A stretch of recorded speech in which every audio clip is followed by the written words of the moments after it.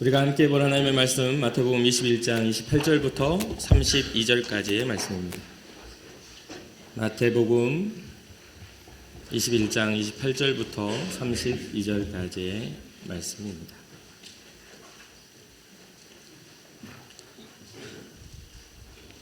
마태복음 21장 28절부터 32절까지 한 목소리로 합독하도록 하겠습니다. 그러나 너희 생각에는 어떠하냐? 어떤 사람에게 두 아들이 있는데 맏아들에게 가서 이르되 예 오늘 포도원에 가서 일하라 하니 대답하여 이르되 아버지 가겠나이다 하더니 가지 아니하고 둘째 아들에게 가서 또 그와 같이 말하니 대답하여 이르되 실소이다 하였다가 그 후에 뉘우치고 갔으니 그들 중에 누가 아버지의 뜻대로 하였느냐? 이르되 둘째 아들이니이다. 예수께서 그들에게 이르시되 내가 진실로 너희에게 이르노니 세리들과 창녀들이 너희보다 먼저 하나님의 나라에 들어가리라. 요한이 이 의의 도로 너희에게 왔거늘 너희는 그를 믿지 아니하였으되 세리와 창녀는 믿었으며 너희는 이것을 보고 끝내 뉘우쳐 믿지 아니하였도다. 아멘. 어제는 감사하게도 현대시장 화재 일주기 위로 행사가 자연의 가운데 마쳐졌습니다. 정말 많은 분들이 헌신하고 또 관심을 가져주시고 기도해 주시고 또 준비에 또 함께 이렇게 동역하는 그런 사역 속에서 너무 많은 분들이 정말 은혜를 받았고 제 마음에도 은혜를 받았지만 위로를 받은 그런 시간이었습니다. 정말 많은 분들이 이야기를 하시더라고요. 정말 좋은 일 했다고. 요즘에 경제도 너무 어렵고 현대시장 상황도 너무 침체되어 있었는데 새 활기가 생겨나는 것 같다고, 그리고 또 소망을 갖게 됐다는 이야기를 해주셨습니다.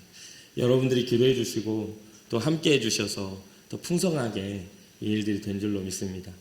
앞으로도 우리의 모든 교회의 사역과 또 방향성이 우는 자들의 친구가 되고 또 아픈 사람들의 또 함께 울어줄 수 있는 그러한 선한 사역, 예수님께서 보여주셨던 그 사역을 함께하는 우리의 모습이 되기를 주님의 이름으로 축복합니다.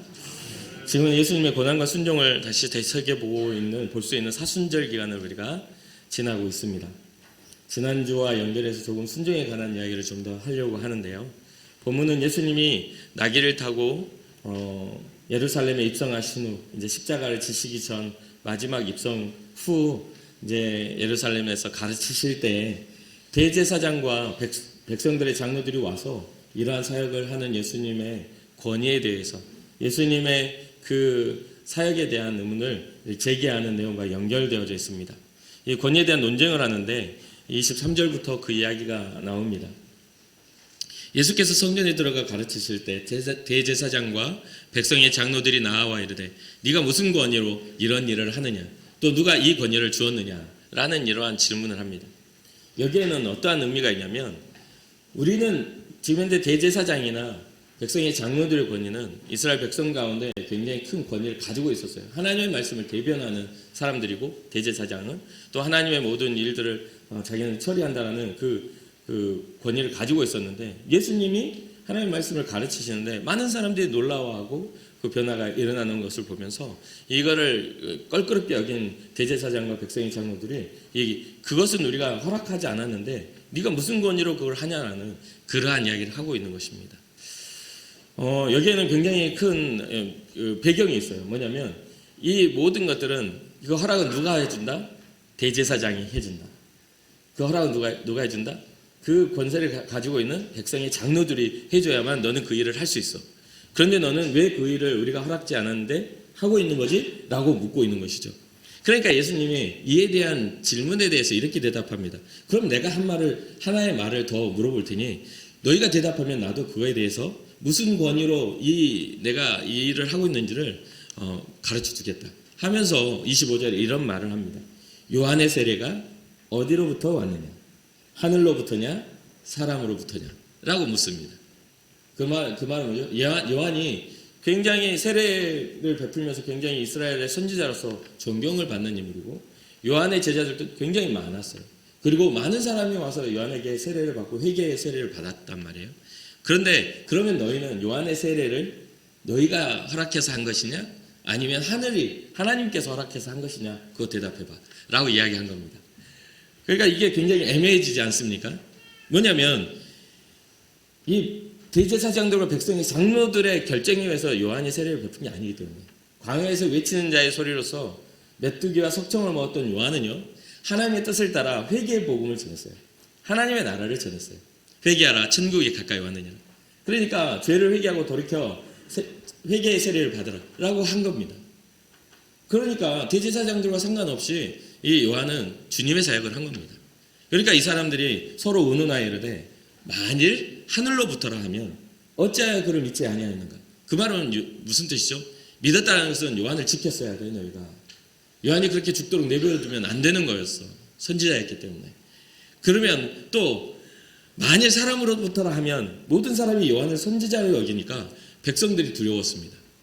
니네가 요한을 그렇게 했다고? 라고 이야기하는 백성들이 두려웠어요. 그러니까 아무런 대답을 하지 못합니다. 그러니까 예수님께서 그럼 나도 무슨 권위로 이런 일을 하는지 너에게 말하지 않을 거야 라고 이야기를 하죠. 그리고 이 내용이 연결이 됩니다. 이 본문의 내용은 너무나 간단하고 쉬워요. 내용도 길지 않습니다. 우리는 이거를 어렵게 해석하고 이해하기 어려운 내용이 절대 아니죠. 첫째 아들과 둘째 아들의 그러한 이야기니까요. 아버지의 말씀을 들은 첫째 아들과 또 똑같은 말씀을 들은 둘째 아들의 반응의 부분이잖아요. 그러니까 너무 쉽습니다. 내용은 그렇죠. 첫째 아들은 포도원에 가서 일을 하라라고 아버지가 이야기하니까 그 포도원은 아버지의 소유겠죠. 그래서 첫째 아들 이야기를 하니까 예 알겠습니다 라고 하고 이 아들은 가지 않았습니다. 대답은 하고 가지 않았어요. 근데 둘째 아들은 어떻게 했죠? 싫습니다 라고 하고 나중에 후회하고서 그 포도원에 가서 일을 했어요. 그때 이 예수님이 이 비유를 들어 말씀하신 다음에 31절 말씀에 물어보시는 내용입니다. 그 둘 중 누가 아버지의 뜻대로 하였느냐? 누가 아버지의 뜻대로 한 것이냐라고요. 대답을 잘한 아들입니까? 대답만 하고 하지 않은 첫째 아들입니까? 아니면 싫다고 말하고 불순종하는 그러한 대답을 했지만 후회하고 돌아온 둘째 아들입니까? 라는 그 선택에서 둘째 아들입니다라고 사람들이 이야기할 수밖에 없죠. 왜냐하면 순종은 결과니까요. 그렇죠? 너무 어려운 이야기가 아니죠. 쉬운 이야기죠. 근데 이게 우리의 삶에 있어서 우리의 신앙에 있어서는요, 굉장히 이게 알고 있으면서도 쉽지 않은 이야기들하는 거죠. 특히나 이 첫째 아들과 같은 대제사장, 그리고 여기에서는 이제 두 가지의 그런 어떤 비유가 두 비유가 있는 거잖아요. 첫째 아들은 대제사장과 백성들의 장로, 그리고 둘째 아들은 세리와 창녀들의 이야기입니다. 이 본문에는요. 그러니까 첫째 아들의 모습은 대제사장과 백성들의 장로는 자기네들이 의로운 옷을 입고 의로운 행위를 가진 것 같으나 주의 말씀에는 알고는 있지만 행하지 않는 사람들. 그런데 둘째 아들은 그냥 싫은 거예요. 아버지의 간섭이 싫고 그냥 마음대로 살고 싶어.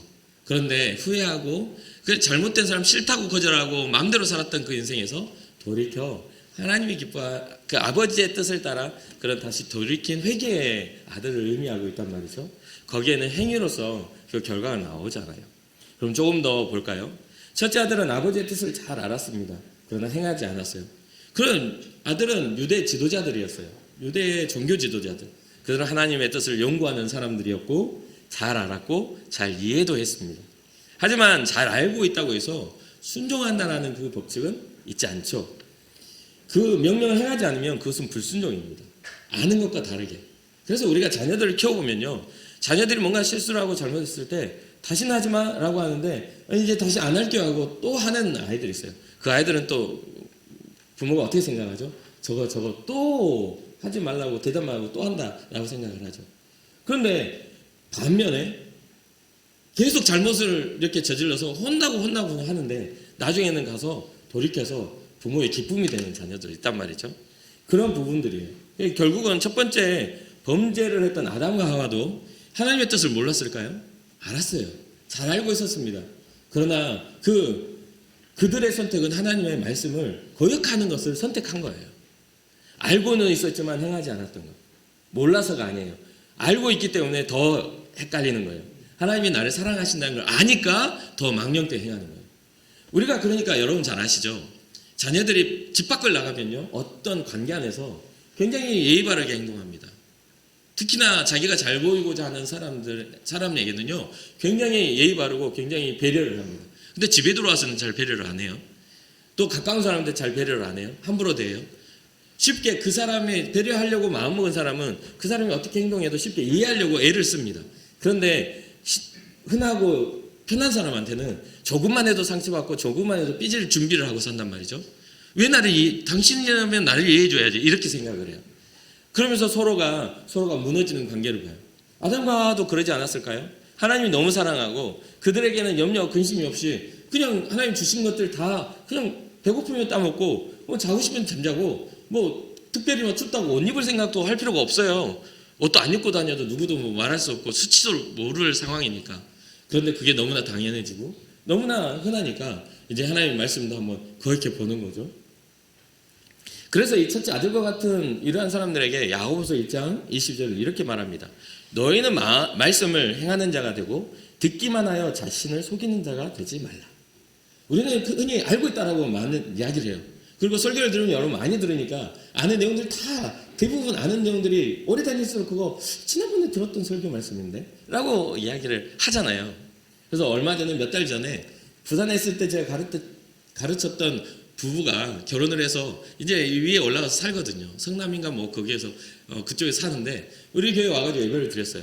그리고서 예배가 끝나고 제 방에 가서 한 말이 목사님 예전에 하셨던 설교 아닌가요? 이렇게 이야기를 해요. 그래서 제가 몇 년을 설교를 했는데 반복된 설교가 없겠습니까? 그렇잖아요. 그럼 예전에 설교했던 설교 맞아. 넌 기억력도 좋구나 하고 찾아봤더니 한 7년 전 설교예요. 이야, 그러니까 뭐냐면 이게 여러분도 설교 들어봐서 알지만 제가 설교하는 것들이 되게 비슷비슷합니다. 본문을 다른 걸 가져와도 성경은 똑같은 이야기를 하고 있어요. 그 안에는 예수 그리스도의 순종과 그 안에는 예수 그리스도의 구원과 예수 그리스도의 부활과 다시 오실 예수 그리스도를 신약은 그게 핵심이에요. 그러니까 어떤 것을 갖다 붙여놔도 결국 우리는 그 말씀의 그 교훈 안에서 주님을 발견해야 되는 거죠. 그러니까 설교를 아무리 다른 걸 갖다 붙여놔도 결국은 순종이고 결국은 믿음이고 결국은 다시 오실 주님을 기다립니다. 이란 말이에요. 그러니까 교훈을 얻는다는 것은 세상 잘 사는 법, 뭐 창업을 했더니 막 부자가 됐다 이런 것들을 들으려고 교회 오는 게 아니에요. 그러려면 기업 세미나를 가야죠. 근데 교회를 오려면 여러분들은 기대해야 되는 것이 내가 어떻게 하면 영적으로 잘 살까? 내가 어떻게 하면 주님 앞에 주님을 발견하고 아버지의 말씀을 내 귀를 열어 내 마음을 열어 들을 수 있을까? 이걸 고민해야 되는데 그런 것들이 기대감이 없으니까 와서 맨날 아이고 똑같은 이야기 또 하고 계시네 이렇게 생각하죠. 예화만 생각나고 말씀은 생각이 안 나. 그건 무서운 이야기입니다. 그게. 그러니까 이게 항상 재밌는 이야기할 때 눈이 떠지는데 말씀하면 눈이 감겨지는 거 여러분 거절하셔야 돼요. 이거 굉장히 안 좋은 습관이에요. 그래서 백날천날 다녔는데 뭔 말인지 모르겠다 하는 것은 안 들어서 그래요. 그러니까 들으면 이해가 돼야 되는데 아들의 이야기 너무 단순하지 않습니까? 알고는 했지만 행하지 않는 거. 첫째 아들과 같은 우리의 모습이 돼서는 안 되겠죠. 그러면서 말씀을 행하는 자가 되고 듣기만 하고 뭐하는 자? 자신을 속이는 자가 되지 말라. 알면서도 이 세상에서 가장 속이기 쉬운 사람이 누구라고요? 나 자신이에요. 제일 쉽습니다. 내 마음에 합리성만 일어나면 내 마음이 동의하기만 하면요 그 누구도 몰라요. 양심이라는 것은요 제가 눈 감으면 그건 아무도 몰라요. 내가 악한 생각을 품든 뭐를 하든 누가 알아보겠어요? 그렇잖아요. 그러니까 가장 속이기가 쉬운 거예요. 그러니까 우리는 우리의 양심을 누구께 비춰봐야 돼요? 주님께 비춰놔야 돼요. 우리가 주님 앞에 우리의 양심을 비춰놓고 우리의 중심, 우리의 속까지도 아시는 그 하나님 앞에 우리의 신앙을 드리는 것이 믿음이라는 거죠. 자, 겉모양으로 순종하는 자녀인데 실제 삶에서는 행동하지 않아요. 첫째 아들은 겉모양으로는 순종해요. 일을 하자 하면 그러자 하면서 뒤에 가서는 전혀 하지 않죠. 때로는 방해하죠. 그런 것들이 돼서는 안 되겠죠. 이제 둘째 아들입니다. 아버지의 말씀을 듣지 않으려 했어요. 그 삶은 마음대로 살고 싶어하고 세상에 쇠속에 물들어 있는 아들이에요. 그냥 좀 간섭 좀 하지 마십시오. 그 이야기가 누군가 탕자와 같은 인생이에요. 탕자와 같이 내 유산 주세요. 내 마음대로 살 테니 하는 그런 인생. 둘째 아들은 그런 인생입니다. 그런데요. 그렇게 하다 보니까 이 깨우침과 깨달음이 생겨나요. 아버지의 말을 순종했어야 되는데 내가 너무 매정하게 말했구나. 실소이다. 해놓고 그것 좀 하고 내 할 일도 할 수 있는 건데 라고 하고 뉘우쳐서 포도원에 가서 일을 했다는 거죠. 불순종의 생각과 하나님의 뜻과 반대되는 말과 행동을 뉘우치는 것이 신앙의 중요한 포인트입니다. 신약성경을 처음부터 읽어보세요. 처음부터 신약성 마태복음부터 요한계시록에 이르기까지 읽어보세요. 이 뉘우침, 회개가 가장 중요한 핵심이에요. 그래서 세상에 제가 살면서 제일 무서운 사람이 어떤 사람이냐면 잘못을 하고도 인정하지 않는 사람은 되게 무서운 마음이 들어요. 그렇지 않아요? 여러분 안 그렇습니까? 뭔가 폭력적인 어떤 언행과 폭력적인 감정을 가졌는데 이 사람의 눈에는 후회가 없어. 그건 정말 무서운 거예요. 뭔가 사람이 양심이라는 건 내가 잘못을 하면 미안해할 줄도 알고 내가 다음에는 안 그럴게 사과할 줄도 알고 그래야 관계가 좋은 건데 끝까지 독사 눈으로 안 예쁜 눈으로 쳐다보고 내가 뭘 잘못했냐고 결국 그렇게 싸우다가 서로가 잘못을 인정 안 하니까 서로 결국 파탄이 일어나는 거 아니겠습니까? 그러니까 우리의 신앙은 뭔가 실수를 하고 잘못한 것 신앙이라는 게 완전함을 추구하는 것이 아니라 완전 해진 상태를 말하는 게 아니라 우리는 불완전하게 주님의 완전 안으로 들어가는 겁니다. 주님의 용서를 바라며 주님 안으로 들어가는 게 신앙이에요. 사랑하는 성도 여러분, 우리는 이 둘째 아들과 같은 깨달음이 있기를 주님의 이름으로 축복합니다. 자, 그러면 이 둘째 아들의 모습이 어떤 모습에 나타납니까? 노아, 아브라함, 성경에 이게 나오죠. 뭐냐면 말씀을 듣고 행하는 겁니다. 히브리서 11장 7절과 8절 믿음으로 노아는 아직 보이지 않는 일에 경고하심을 받아 경외함으로 경외는 하나님을 향한 아버지를 향한 경외죠. 방주를 준비하여 그 집을 구원하였으니 이로 말미암아 세상을 정죄하고 믿음을 따르는 의의 상속자가 되었는데 이게 뭐냐면 일어나지 않은 일이에요. 어리석어 보여. 뭐라고요? 이 화창한 날씨에 비가 와? 아니 비가 와도 너무나 그때까지는요 노아의 홍수가 일어나기 전에는 비가 내리는 건 축복이야. 비가 오면 푸릇한 열매들 수많은 어떤 것들이 풍성했는데 하나님 심판하시겠다 하는 거예요. 그 비로 홍수를 일으켜 모든 것들을 호흡이 있는 것들을 모두 말살하겠다는 거예요. 비현실적인 이야기예요. 비현실적인 이야기. 그리고 하루 이틀이 아니라 긴 시간 동안 노아의 방주를 만들어가는 과정 속에서도 끊임없는 뭐를 해야 돼요? 갈등을 해야 돼요. 내가 지금 하고 있는 게 맞아? 하루 이틀에 완성되는 게 아니라 어쩌면 우리의 인생 지금 살아가는 우리 인생에 주어진 시간보다 더 긴 시간을 노아는 배 만드는 일에 쏟고 있는 거예요. 얼마나 많은 갈등이 일어나요. 산 밑에서는 사람들의 먹고 마시고 즐거워하는 소리가 막 들려. 거기서 고기 굽는 냄새가 산 위로 솔솔 올라와. 근데 여기서는 괴로움으로 하나님의 경고하심을 받고 그 노아 방주를 만들고 있다고 생각해 보세요. 얼마나 힘겨운 일이냐 이 말이에요. 그런데도요 그 경외함으로 아버지를 신뢰하는 마음으로 방주를 준비하였다는 거죠. 우리의 신앙이 이렇게 돼야 되는 거죠. 또 믿음으로 아브라함은 부르심을 받았을 때 순종하여 장래 유업으로 받을 땅에 나아갈세 갈 바를 알지 못하고 나아갔습니다. 뭔가 목적지라도 있으면 기분이라도 좋을 텐데 어디로 갈지도 몰라. 근데 이 아브라함의 상황들 딱 한번 읽어보세요. 이제 집에 가서 좀 하는 말씀을 좀 읽어보세요. 아브라함이 어떤 상황에서 믿음을 드렸는지 한번 읽어보면 막상 약속된 땅을 갔더니 가뭄이 들어서 거기서 못 살아서 그 가뭄을 따라서 이렇게 가가지고 애국까지 간단 말이에요. 이집트까지 간단 말이에요. 그러면서 막 그 과정에서 막 아내도 몇 번 뺏기고 막 자기 조카도 막 뺏기고 또 그 재앙당하는 일들을 보면서 근데 그 상황 속에서 믿음을 지켜요. 약속한 자녀는 생산되지 않고 내 종에게 다 물려주려 합니다. 아니야 내가 약속한 걸 줄게.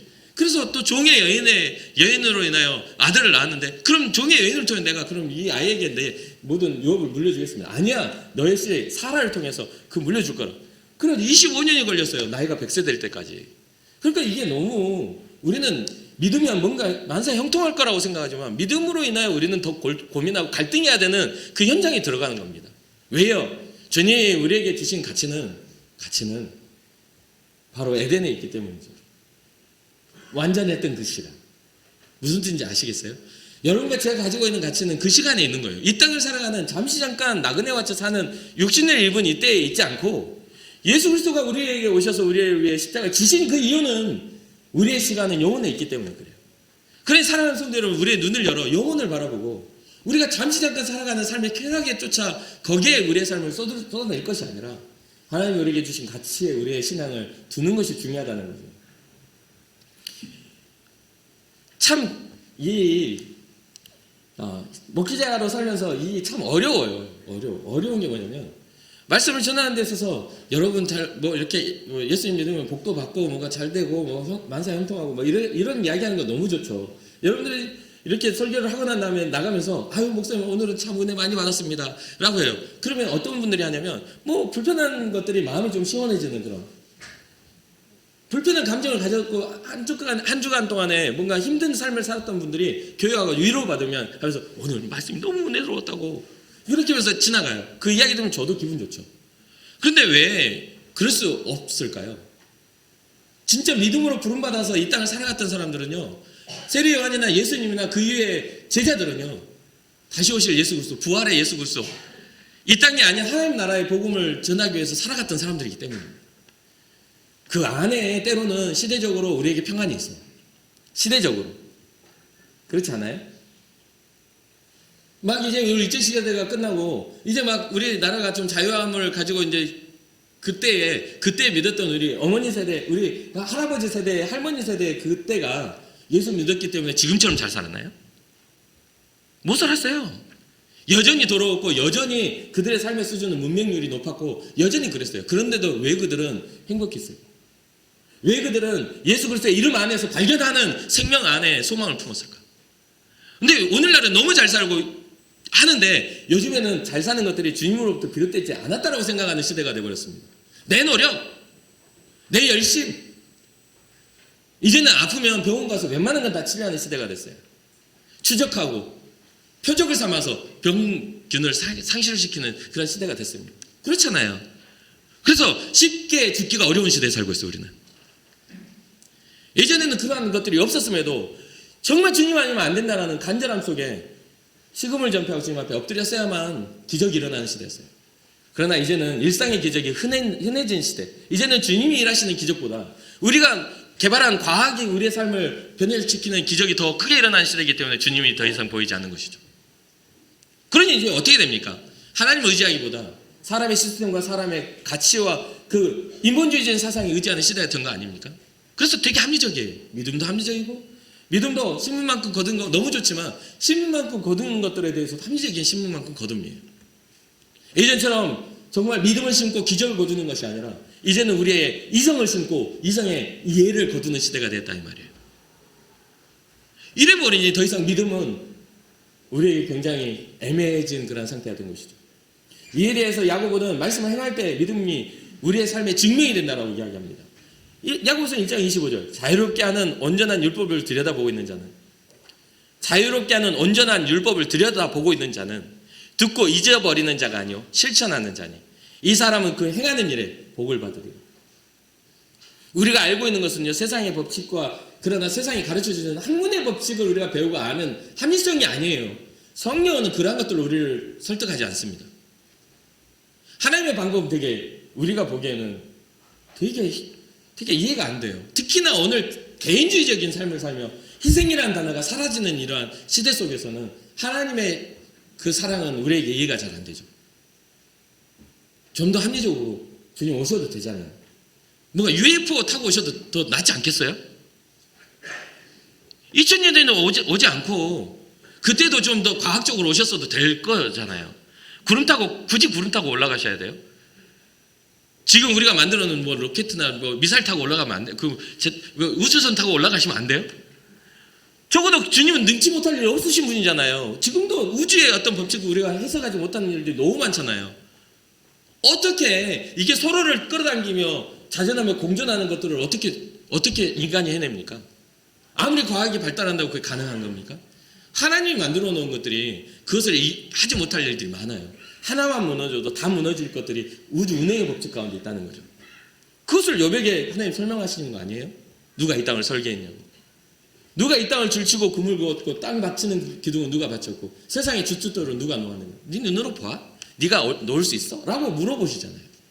근데 우리는 뭔가 우리의 과학이 뭔가 우리의 삶을 구원할 것처럼 착각한다면 우리의 이성이 우리의 삶을 하나님 앞에 믿음을 증명할 것처럼 착각한다면 우리는 크나큰 착각을 하고 있는 겁니다.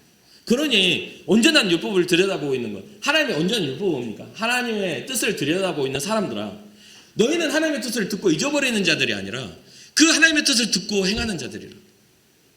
사람들이 우리의 인생이 아무리 발전한다 하더라도 하나님 우리에게 정하신 그 인생의 법칙 가운데 우리는 벗어날 수가 없다는 것이죠.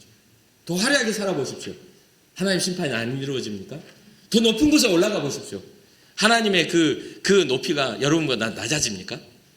절대로 그것은 우리는 상상할 수 없는 이야기예요. 하나님의 위대하심을 알게 된다면 우리는 돌이키는 자가 될 수밖에 없습니다. 아버지의 뜻을 행하는 포도원에 가서 일어나는 그 아버지의 뜻, 지금 대제사장들과 백성의 장로들의 그 착각을 해서는 안 된다는 거예요. 예수 그리스도의 그 사역은요, 하나님의 뜻이지 백성의 뜻이 아니에요. 그러니 우리는 착각하면 안 돼요. 이제 총선 기간이 왔어요. 위험한 발언이긴 하지만 꼭 해야 되겠습니다. 뭐냐면요, 우리 하나님 나라 시민권자들이잖아요. 하나님 나라의 시민권자들이에요, 우리는. 그런데 우리는 착각을 해요. 우리가 좋은 정치인을 세워놓으면 그 정치인이 우리나라를 변혁시킬까요? 그런 적을 본 적 있는 사람 손 들어보세요. 평생 살면서. 전 한 번도 못 봤는데. 정치인들을 나오면 다 자기 이름 이야기하고 자기 공로 이야기하고 자기가 어떻게 정치 생활을 할까 고민을 하지, 진짜 자기 생명 다해가지고 백성을 위하는 사람을 본 적이 있는 사람 있을 수도 있어. 들여다보고 그런 사람 본 적은 있을 수 있지만 수많은 현재 정치인들을 우리가 기도는 해야 됩니다만 그것이 정답인 것처럼 착각하는 건 잘못돼요. 진짜 하나님의 시대를 이끌어 가시고 하나님의 시대를 운행해 가실 때야만 우리는 안전해질 수가 있어요. 그 어떤 사람도 하나님이 일으키시는 전쟁을 막을 수가 없어요. 그 어떤 사람도 하나님이 평화롭게 하시는 그 평안을 깨뜨릴 수가 없어요. 그것은 하나님의 권위입니다. 권세인 거예요.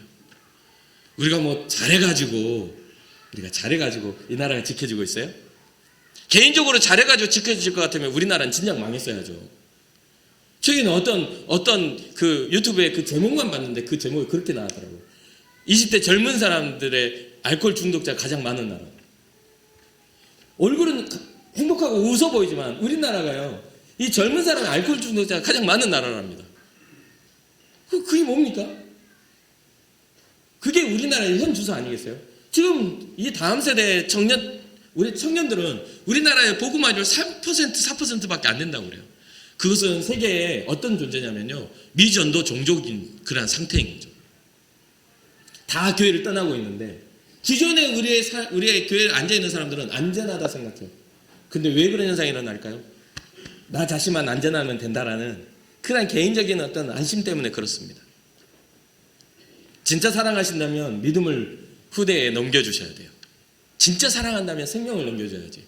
세상 잘 사는 법칙이라 해봤자 그 살다가 보이스피싱이나 사기꾼 만나면 망하는 거 아닙니까? 얼마나 끔찍하고 무서운 세상인데요. 내게 일어나지 않은 일이니까. 나에게는 일어나지 않을 일일 거라고 착각하고 계시나요? 아시잖아요. 이번 주에도 그런 한 권사님이 그 이야기를 해요.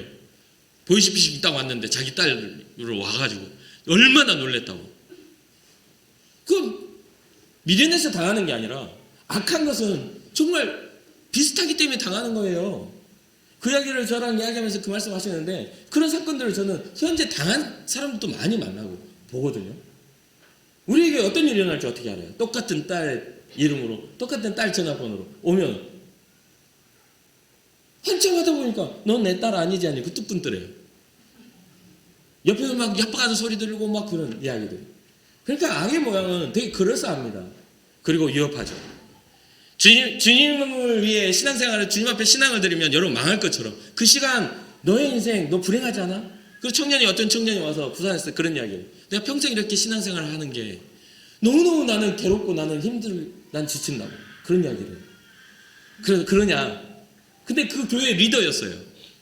지금 결혼해서 잘 살고 신앙생활 너무 예쁘게 잘하고 있지만 처음 저를 만났을 때 그 교회 리더로 찬양 인도자로 있는데 그 청년의 고백이 그래요. 자기 삶에 시련이 없대요. 이 젊은 때에 주말마다 와가지고 이 예배를 섬겨야 되는 게 너무 나는 진짜 나 이렇게 평생 살아야 되나? 너무너무 숨이 막힌다고 그런 이야기를 하더라고요. 그게 느껴지는 감정 아닙니까? 여러분 어떠신가요? 주일에 한번 와서 예배 드리는 것들 막 손해본 기분 안 드시나요? 이번엔 놀러 가야 되는데 어디로 가야 되는데 예약 다 해놓고 또 예배 드리러 가야 돼? 그냥 갔다 오지 뭐 이런 생각 안 드시나요? 시대적인 상황 아니에요. 제가 있었던 교회의 한 원로 장로님이 제가 있는 동안에 원로 장로님 되시면서 그런 글을 쓰셨어요. 제가 이렇게 그 글 중에 모든 성도가 운 그 한마디가 있어요. 그게 정석이고 정답은 아니에요. 그렇게 꼭 해야 된다는 건 아니에요. 근데 그분의 신앙은 그거죠. 자기의 마지막 은퇴하는 그런 어떤 마지막 그 인사에 그런 이야기를 써요. 처음에는 이 교회, 정말 좋은 교회를 만나서 내가 행복했다. 그리고 좋은 담임 목회자를 만나서 정말 한평생 내가 은혜 안에 행복했다 하면서 이제 자녀들 이야기하고 마지막으로 사랑하는 내 아내 누구누구 권사 하면서 뭐라고 하냐면 내가 고집스럽게 주의를 지켜야 된다고 평생 나랑 여행 한번 못 가본 사람 내가 정말 미안합니다 라고 그렇게 이야기하면서 이제 내가 일선에서 물러났으니 이제는 같이 여행도 좀 다녀봅시다 라고 그렇게 이야기를 써놓으면서 자신도 울고 권사님도 울고 성도들도 울어요. 근데 젊은 사람들은 뭐라고 생각하죠? 그럼 갔다 오면 되지 뭘 미련하게. 그게 뭐 어쨌다고 주님 다 이해하시는데 이렇게 생각해요. 그런데 믿음의 모양은요 되게 그렇지 않습니까? 믿음의 모양은 누군가 이해를 바라는 게 아니잖아요. 그분의 신앙은 그러한 마음이 있었기에 그 교회의 위기를 넘어갈 수 있는 기둥이 되었다는 거예요. 정말 힘에 겨울 때 그 자리를 지켰던 사람, 자기가 기도하지 않으면 안 된다는 사명 때문에 항상 무릎 꿇고 앉아 하나님 앞에 엎드려 울었던 사람, 그것을 알기 때문에 같은 성도들이 같이 운 겁니다. 미련해서가 아니에요. 그분의 삶은 굉장히 젠틀한 정말 멋있는 분이에요. 대기업의 기획 실장으로 계셨고 굉장히 능력 있는 사람이에요. 그런데도 불구하고 하나님 앞에서는 어린아이와 같은 사람. 제가 그분을 엄청 너무나 사랑해요. 그분의 모습을 보면서 나도 목회자로서 저런 마음을 가지고 주님을 사랑해야지. 저런 마음을 가지고 교회를 사랑해야지. 예배를 참석하고 안 참석하고 문제가 아닙니다. 상황에 따라 다를 수는 있어요. 그러나 우리의 결이, 우리의 삶의 신앙의 결이 그렇게 돼야 되는 거 아니겠어요? 자, 마지막으로 여기서 우리가 파악해야 될 건 뭐냐면 이 순종이라는 것은 내 뜻대로 내 감정대로 하는 것이 아니라 아버지의 뜻대로 하는 겁니다. 아니 큰아들이나 작은아들이나 뭐 아버지가 포도를 가지고 있는 농장주인데 편히 못 살고 싶겠어요? 그냥 좀 놀다 올게요 아버지. 갑자기 일꾼도 있으실 텐데 왜 우리한테 가가지고 그러라 하세요? 아버지가 그냥 일꾼 부리시면 되지. 이렇게 이야기할 수도 있잖아요. 근데 아버지의 뜻은 네가 나가 포도원에 가서 일 좀 해라. 거기 가면 종들이 있는데 네가 좀 다스려줘. 뭣도 좀 시키고 뭣도 좀 시키고. 가지고 있기 때문에 너무나 이 자녀들에게는 그냥 너무 흔하게 그냥 좀 아버지 좀 하시지 할 수 있지만 아버지의 뜻을 따라 할 수 있는 일인데 큰아들은 예 그럼 아버지 내가 하겠습니다 하고 지할 대로 살고 작은아들은 싫어요 라고 했는데 돌아오는 것. 그래서 여기에서는 우리는 아까 두 가지 부류라고 했잖아요. 첫 번째는 대제사장과 백성들의 장로들이 첫째 아들 알면서도 행하지 않았던 것. 두 번째는 세리와 창녀들, 그들은 후회하고 회개하여 주님의 복음을 받아 구원을 하나님 나라를 선물을 받은 사람들. 오늘 본문이 그렇잖아요. 그런데 여기 성경에 보면 또 첫째 아들과 둘째 아들의 개념이 나오지 않습니까? 그 첫째 아들은 하나님의 창조의 첫 번째 사람인 아담과 하와였어요. 그들은 다 가지고 있었지만 그들의 그러한 선택은 하나님을 거역하는 일이었죠. 하지 말라는 걸 굳이 해야만 했던. 둘째 아들은 누굽니까? 다 가지고 있었지만 그 하늘 보좌를 버리고 이 땅에 오셔서 아버지의 뜻대로 고난길을 걸으셨고 가장 더러운 곳에서 주님의 뜻을 행하셨던 예수님을 말하는 겁니다. 성경은 그것을 이야기해주고 있어요.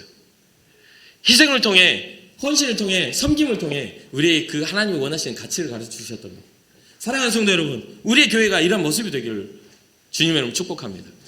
우리의 신앙을 되돌아봐야 돼요. 그리고 여러분, 제발 그냥 대충 아는 대로 살지 말고 좀 제대로 알고 사세요. 성경책 들고 있으면서 성경책 몇 장, 뭐 민수기 몇 장, 신명기 몇 장 하면 민수기가 어디 있더라. 잘 안 보는 호세아 하면 호세아가 또 어디 있더라. 호.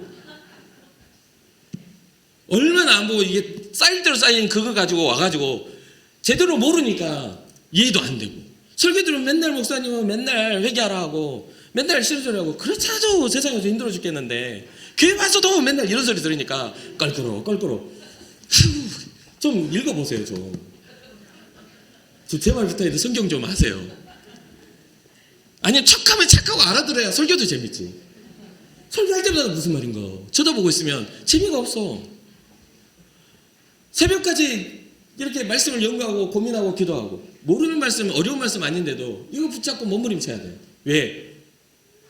하나님의 말씀은 살았고 운동력이 있는 살아있는 말씀입니다. 목사의 말이 아니라 하나님의 말씀은, 하나님의 말씀은 곧 능력이니까. 하나님, 올라오기 전에도 기도합니다. 매주마다 기도해요. 하나님, 제가 전하는 말의 능력이 아니라 하나님의 말씀의 능력이 되게 하여 주옵소서. 저의 말씀에 살았고 능력이 있어서 우리의 심령 골수를 쪼갤 때에만이 진정 회개가 일어나고 진정 우리의 삶이 돌이킴이 일어나는 거 아니겠습니까? 그러니 사랑하는 성도 여러분, 제발 부탁인데, 내가 어렸을 때부터 다녔는데 교회는 뭐 하지 마. 이 믿음은요, 사람과의 관계 안에서 일어나는 게 아니에요. 믿음은 하나님과 나와의 관계 안에서 내가 하나님을 보고 믿어지는 거지. 예수 그리스도의 십자가를 보며 믿는 거지. 푹 하면 사람 때문에 내가 사람 시험 받아가지고 못 가겠어. 그 사람 꼴보기 싫어서 내가 아유 위로 안 해주고 뭐 안 챙겨주고 그런 것들, 내가 그것 때문에 내가 정말 교회 안 다녀. 그런 게 정말 그래가지고는 안 돼요. 목사님 저를 찾아올 때는 영적 궁금함을 가지고 찾아오세요. 예수님에 대해서 알고 싶을 때, 나는 참 믿음이 없어요, 난 믿음 좀 배우겠습니다 할 때 찾아오면 제가 밤새워서, 아니 6박 7일이라도 내가 함께 합숙하면서 가르쳐 드릴 가는데 의향이 있습니다. 와가지고 아이고 어떤 권사가 나한테 그래가지고 이런 하소연하려고 나한테 오지 말고 어쩌라고요 저거. 기도할까요? 그 권사가 어떻게 되라고? 못해요 저는. 그 아이 들으면 위로내드리죠. 아유 그랬어요, 힘드셨겠네요, 아 그러셨네요. 하지만 어떻게 기도할 방법은 없어. 그것은 인간과 인간 간 관계 안에서 인격적으로 해결해야 될 부분이지 주님이 개입하실 부분이 아니에요. 맞잖아요. 인격과 인격 해결해야 될 부분을 교회의 문제로 삼지 말라는 거예요. 인격과 인격은 우리의 이야기예요. 신격과 인격이 만나야 되는 거예요. 이해되십니까? 예수 그리스도와 내가 만날 때 우리는 하나님의 자녀로서의 회복을 이루어집니다. 어떤 사람에게 위로받으려고 하지 마시고, 그렇다고 나한테 위로받지 마, 매정하게 굴지 말고, 우는 사람 같이 울어주고, 즐거워하는 사람 같이 웃어주고, 또 힘들어하는 사람 어깨 좀 빌려주고, 힘들어가지고 다리 쩔뚝쩔, 그런 병신처럼 맨날 넘어지냐? 뭐 함상하게 하지 말고, 어쩌다 또 그랬어, 이리 와 좀 앉았다가 이래도 될 텐데 굳이 그렇게 매정하게 할 필요가 없잖아요. 그냥 우리의 어떤 신앙이라는 것이 주님을 만났더니 우리의 인격도 바뀌고, 세리와 창녀와 같은 주님 없어도 잘 살았던 그런 삶의, 그런 어떤 사람들의 손가락질을 받았던 삶에서 하나님의 자녀로서의 위대한 삶으로 변화되는 그런 은혜가 여러분과 저에게 있어야 되지 않겠습니까? 아멘. 끝으로 하나님 말씀 앞에서 그렇게 하겠다고 다짐만 하는 그런 첫째 아들과 같이 되지 말고, 알았으니 내가 빨리 변혁할 수는 없지만 점점 내 삶이 주님의 영광을 위해서 바뀌어가겠다라는 믿음의 결단이 일어나는, 돌이킴으로 주님이 기뻐하시는 자리로 걸어갈 수 있는 여러분과 제가 되기를 주님의 이름으로 축복합니다. 잠시 기도하겠습니다.